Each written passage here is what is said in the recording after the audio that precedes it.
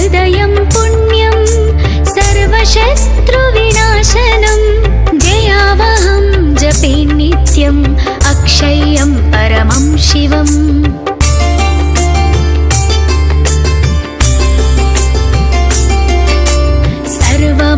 सर्वमङ्गलमाङ्गल्यं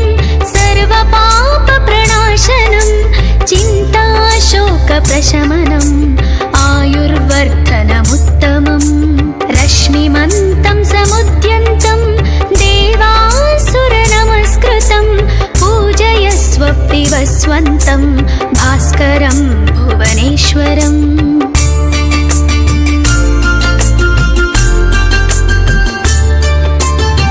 सर्वदेवात्मको ह्येष तेजस्वी रश्मिभावना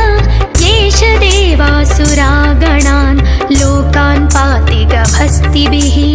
एष ब्रह्म च विष्णुश्च शिवस्कन्दः प्रजापतिः महेन्द्रो धनदः कालो यमः सोमो ह्यपाम्पतिः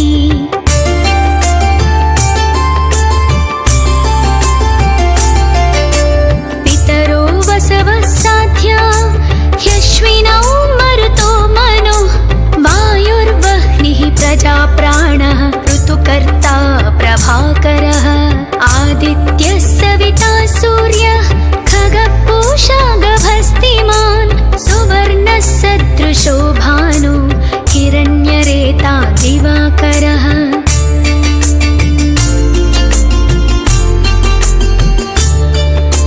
हरिदश्वः सहस्राचिः सप्तसप्तिर्मरीचिमान् तिमिरोन्मन्तनः शम्भुः त्वष्टा मार्ताण्डकोंशुमान् हिरण्यगर्भः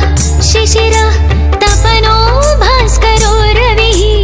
अग्निगर्भोदितेः पुत्रः शङ्कः शिशिरनाशनः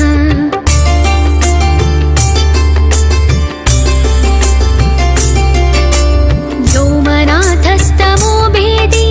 ऋग्यजो सामपारगः घनावृष्टिरपां मित्रो विन्ध्यवीधिप्लवङ्गमः आतपी मण्डली मृत्युः पिङ्गळः सर्वतापनः कविर्विश्वो महातेजा रक्तः सर्वभवोद्भव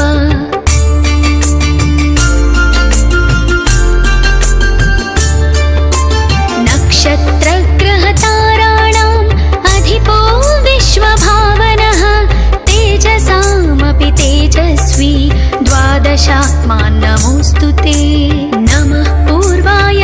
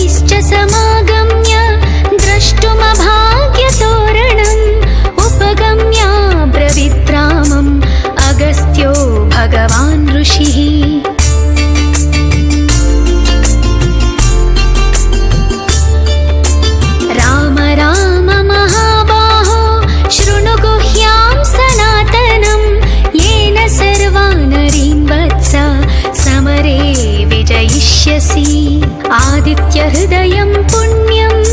सर्वशत्रुविनाशनं जयावहं जपे नित्यम् अक्षय्यं परमं शिवम्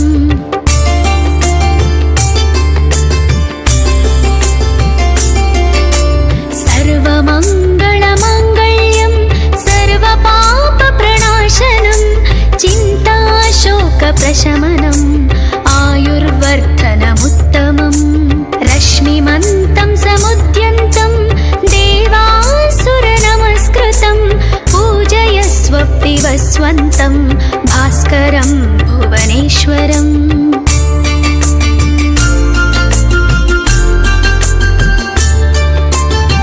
सर्वदेवात्मको ह्येष तेजस्वी रश्मिभावना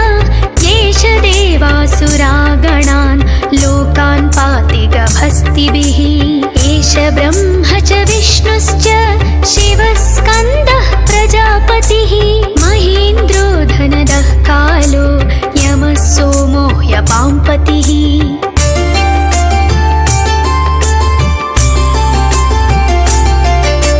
पितरो वसवः साध्या ह्यश्विनौ मरुतो मनुः वायुर्वह्निः प्रजाप्राणः ऋतुकर्ता प्रभाकरः आदित्यः सविता सूर्यः खगः पूषा गभस्तिमान् सुवर्णः सदृशो भानु हिरण्यरेता दिवाकरः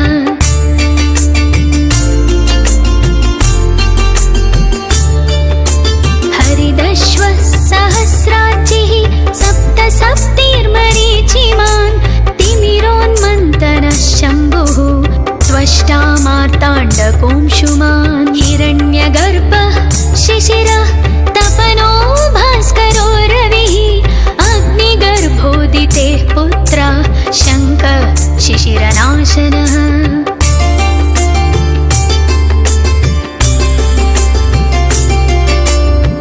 व्योमनाथस्तमो भेदी ऋग्यजो सामपारगः घनावृष्टिरपां मित्रो विन्ध्यवीधिप्लवङ्गमः आतपी मण्डली मृत्युः पिङ्गळः सर्वतापनः कविर्विश्वो महातेजा रक्तः सर्वभवोद्भव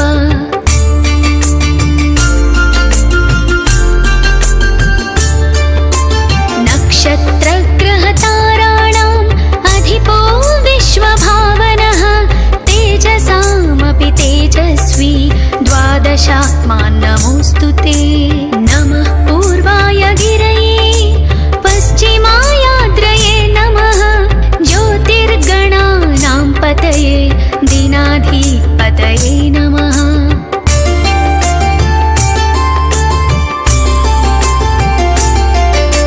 जयाय जयभद्राय हर्यश्वाय नमो नमः सहस्रांशो आदित्याय नमो नमः नमः उग्राय वीराय सारङ्गाय नमो नमः नमः पद्मप्रबोधाय मार्ताण्डाय नमो नमः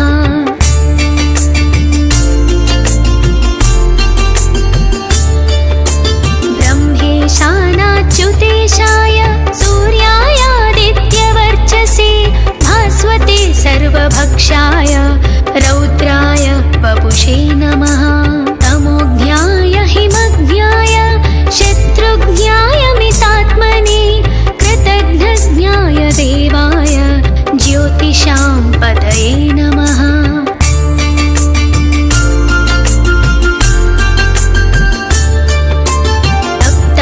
तप्तचामीकराभाय वह्नये विश्वकर्मणे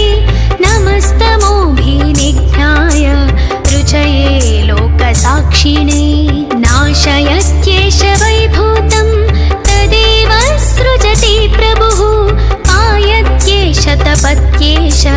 वर्षत्येष गभस्तिभिः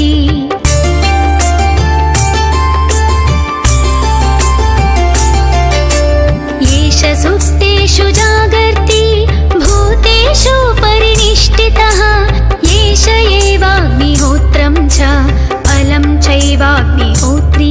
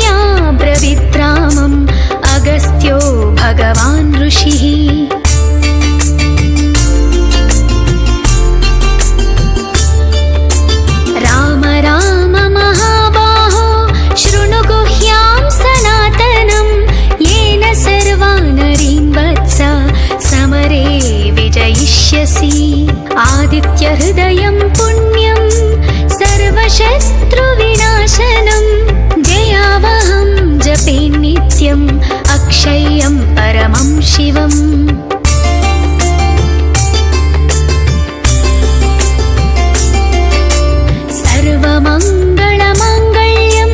सर्वपापप्रणाशनं चिन्ताशोकप्रशमनम् आयुर्वर्धनमुत्तमम् रश्मिमन्तं समुद्यन्तं देवासुरनमस्कृतं पूजयस्व पिबस्वन्तं भास्करं भुवनेश्वरम्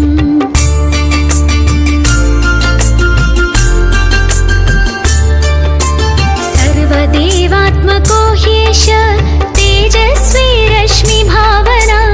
येष देवासुरागणान् लोकान् पाति गभस्तिभिः एष ब्रह्म च विष्णुश्च शिवः स्कन्दः प्रजापतिः महेन्द्रो धनदः कालो यमः सोमो ह्यपाम्पतिः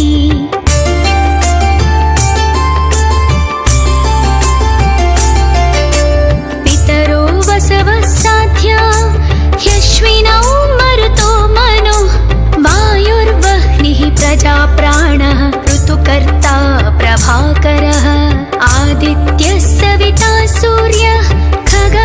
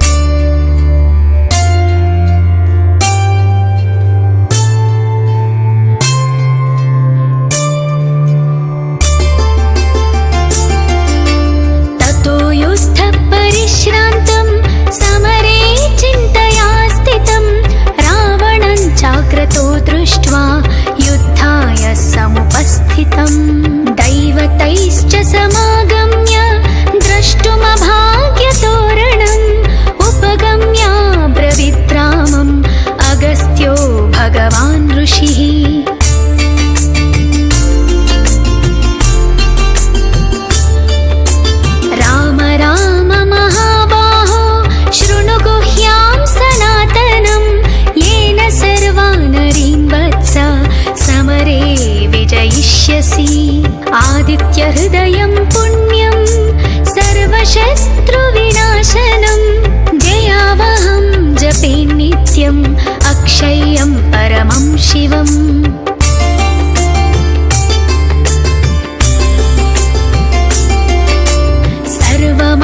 सर्वमङ्गलमाङ्गल्यं सर्वपापप्रणाशनं चिन्ताशोकप्रशमनम् आयुर्वर्धनमुत्तमम् रश्मिमन्तं समुद्यन्तं देवासुरनमस्कृतं पूजयस्व विवस्वन्तं भास्करं भुवनेश्वरम्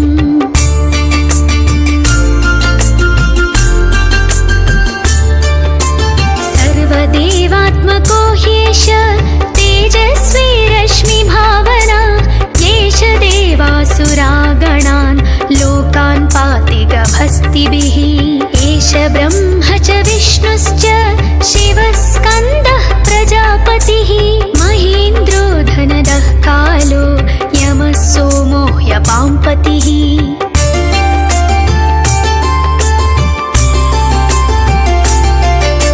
पितरो वसवः साध्या ह्यश्विनौ मरुतो मनो वायुर्वह्निः प्रजाप्राणः ऋतुकर्ता प्रभाकरः आदित्यः सविता सूर्यः खगः गभस्तिमान् सुवर्णः सदृशो भानु हिरण्यरेता दिवाकरः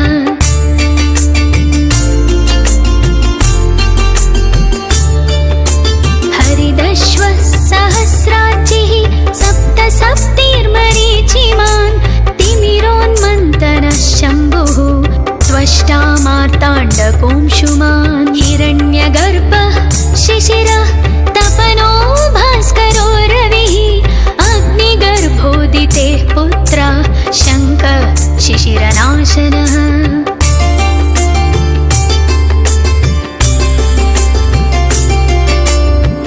व्योमनाथस्तमो भेदी ऋग्यजो सामपारगः घनावृष्टिरपां मित्रो विन्ध्यवीधिप्लवङ्गमः आतपी मण्डली मृत्युः पिङ्गळः सर्वतापनः कविर्विश्वो महातेजा रक्तः सर्वभवोद्भवा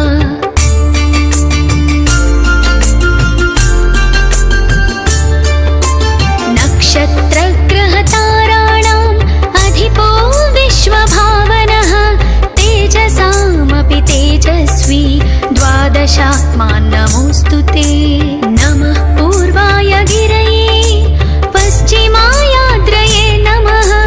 ज्योतिर्गणानां पतये दीनाधिपतये नमः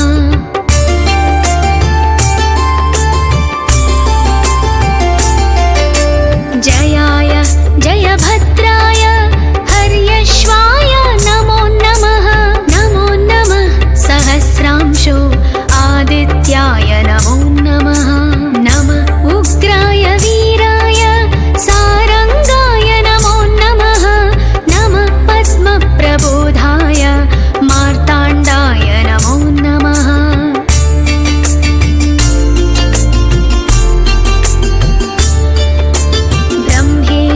ब्रह्मेशानाच्युतेशाय सूर्यायादित्यवर्चसे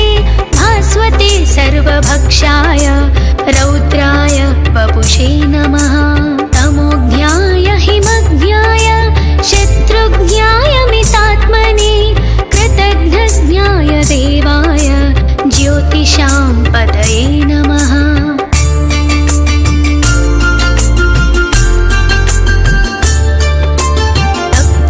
तप्तचामीकराभाय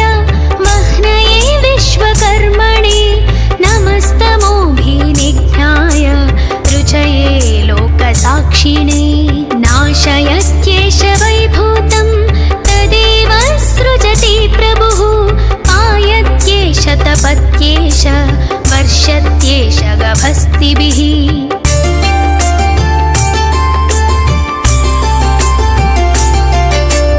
येष सुप्तेषु जागर्ति भूतेषु परिनिष्ठितः येष एवाग्निहोत्रं च फलं चैवाग्निहोत्रम् पितॄणां वेदाश्चक्रत्तवश्चैव क्रतूनां फलमेव च यानि कृत्यानि लोकेषु सर्व एष रविप्रभुः।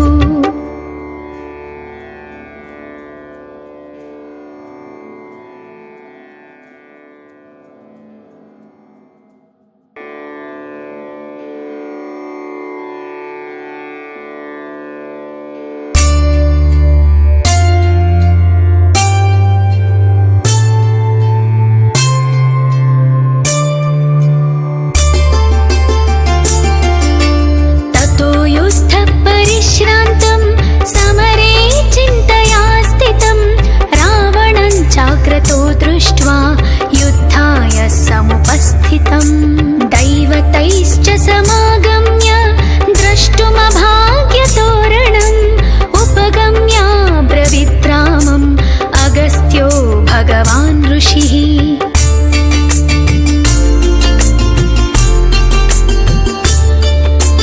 राम राम महाबाहो शृणु गुह्यां सनातनं येन सर्वानरीं वत्स समरे विजयिष्यसि। आदित्यहृदयं पुण्यं सर्वशत्रुविनाशनं जयावहं जपे नित्यम् अक्षय्यं परमं शिवम्।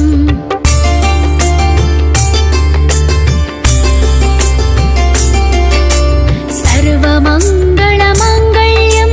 सर्वपापप्रणाशनं चिन्ताशोकप्रशमनम् आयुर्वर्धनमुत्तमम्। रश्मिमन्तं समुद्यन्तं देवासुरनमस्कृतं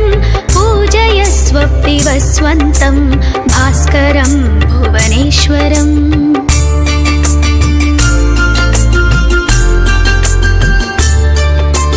सर्वदेवात्मको ह्येष तेजस्वी रश्मिभावना येष देवासुरागणान् लोकान् पाति गभस्तिभिः। एष ब्रह्म च विष्णुश्च शिवस्कन्दः प्रजापतिः महेन्द्रो धनदः कालो यमः सोमो ह्यपाम्पतिः।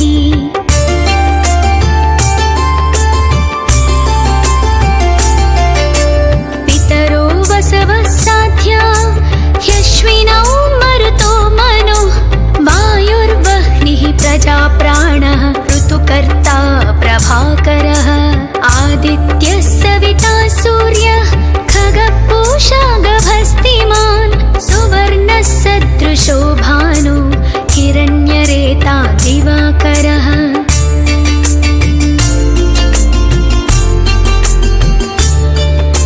हरिदश्वः सहस्राचिः सप्त सप्तिर्मरीचिमान् तिमिरोन्मन्तनः शम्भुः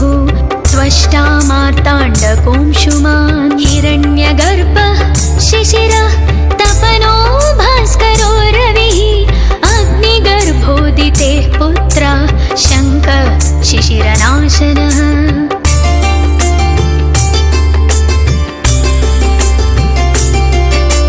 व्योमनाथस्तमो भेदी ऋग्यजो सामपारगः घनावृष्टिरपां मित्रो विन्ध्यवीधिप्लवङ्गमः। आतपी मण्डली मृत्युः पिङ्गळः सर्वतापनः कविर्विश्वो महातेजा रक्तः सर्वभवोद्भव।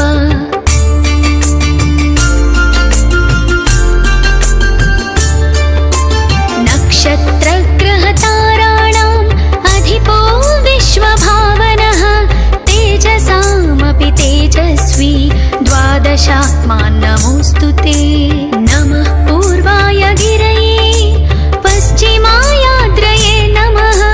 ज्योतिर्गणानां पतये दीनाधिपतये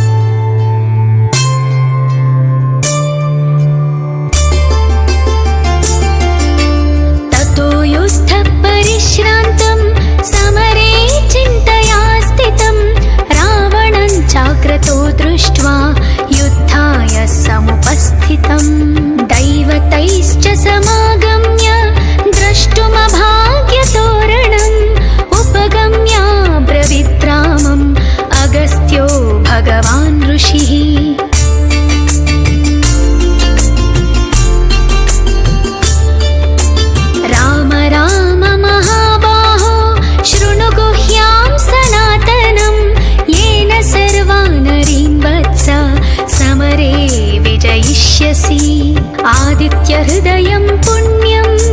सर्वशत्रुविनाशनं जयावहं जपे नित्यम् अक्षय्यं परमं शिवम्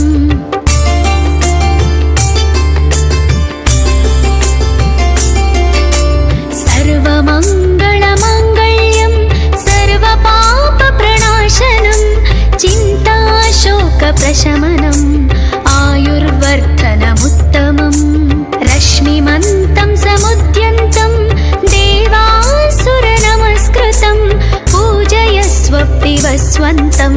भास्करं भुवनेश्वरम्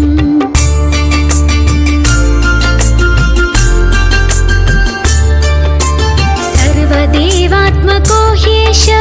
तेजस्वी रश्मिभावना येष देवासुराग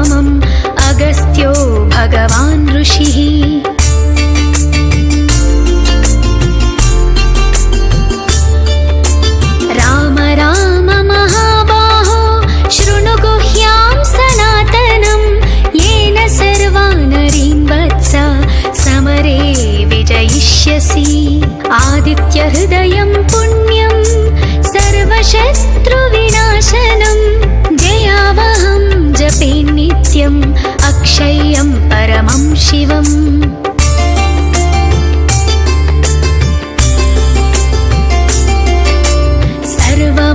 सर्वमङ्गलमाङ्गल्यं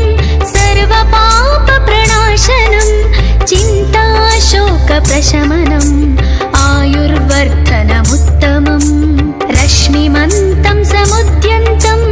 देवासुरनमस्कृतं पूजयस्व पिबस्वन्तं भास्करं भुवनेश्वरम्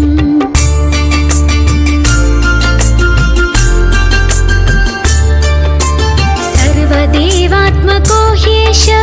तेजस्वी रश्मिभावना येष देवासुरागणान् लोकान् पाति गभस्तिभिः एष ब्रह्म च विष्णुश्च शिवस्कन्दः प्रजापतिः महेन्द्रो धनदः कालो यमः सोमो ह्यपाम्पतिः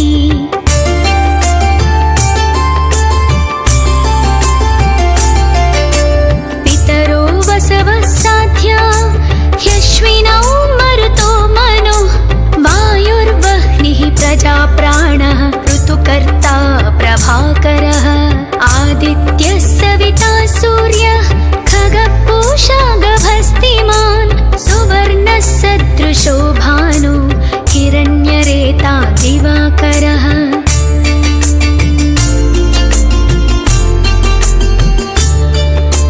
हरिदश्वः सहस्राचिः सप्त सप्तिर्मरीचिमान् तिमिरोन्मन्तनः शम्भुः त्वष्टा मार्ताण्डकोंशुमान् हिरण्यगर्भः शिशिरः तपनो भास्करो रविः अग्निगर्भोदितेः पुत्रः शङ्खः शिशिरनाशनः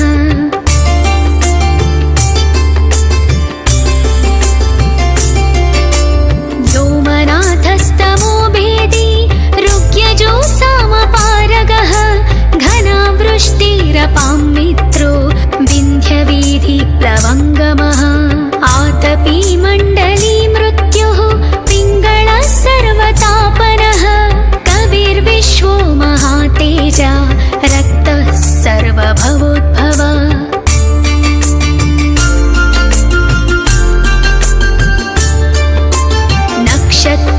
नक्षत्रग्रहताराणाम् अधिपो विश्वभावनः तेजसामपि तेजस्वी द्वादशात्मान् नमोऽस्तु ते नमः पूर्वाय गिरये पश्चिमायाद्रये नमः ज्योतिर्गणानां पतये दीनाधिपतये नमः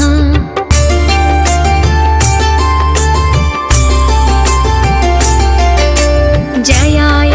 जयभद्राय हर्यश्वाय नमो नमः सहस्रांशो आदित्याय नमो नमः नमः उग्राय वीराय सारंगाय नमो नमः नमः पद्मप्रबोधाय मार्ताण्डाय नमो नमः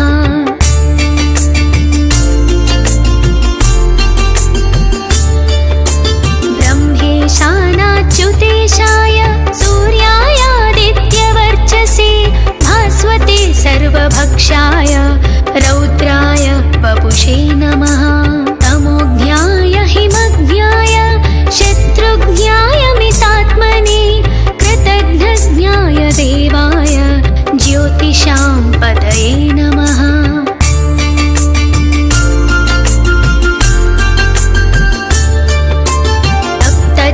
तप्तचामीकराभाय वह्नये विश्वकर्मणे नमस्तमोभिनिघ्नाय रुचये लोकसाक्षिणे नाशयत्येष वैभूतं तदेव सृजति प्रभुः पायत्येष तपत्येष वर्षत्येष गभस्तिभिः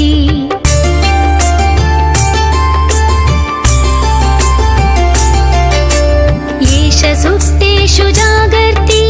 भूतेषु परिनिष्ठितः येष एवाग्निहोत्रं च फलं चैवाग्निहोत्रिणां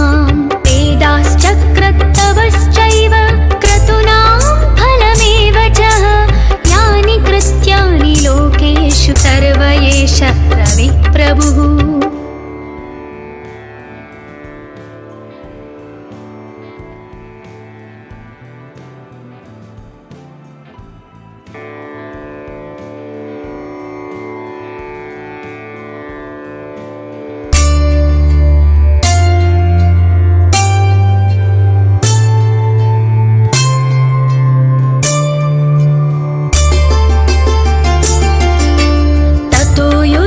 परिश्रान्तं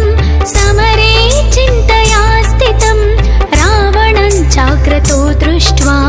युद्धाय समुपस्थितं दैवतैश्च समागम्य द्रष्टुमभाग्यतोरणम् उपगम्य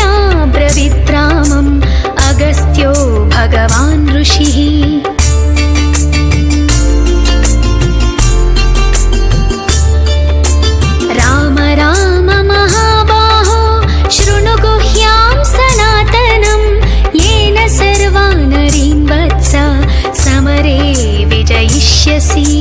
आदित्यहृदयं पुण्यं सर्वशत्रुविनाशनं जयावहं जपे नित्यम् अक्षय्यं परमं शिवम्।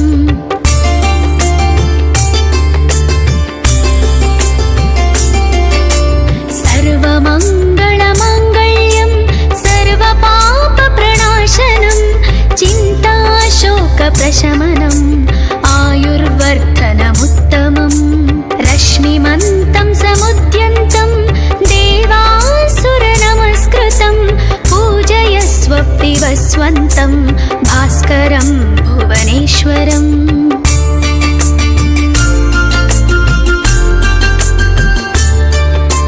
सर्वदेवात्मको ह्येष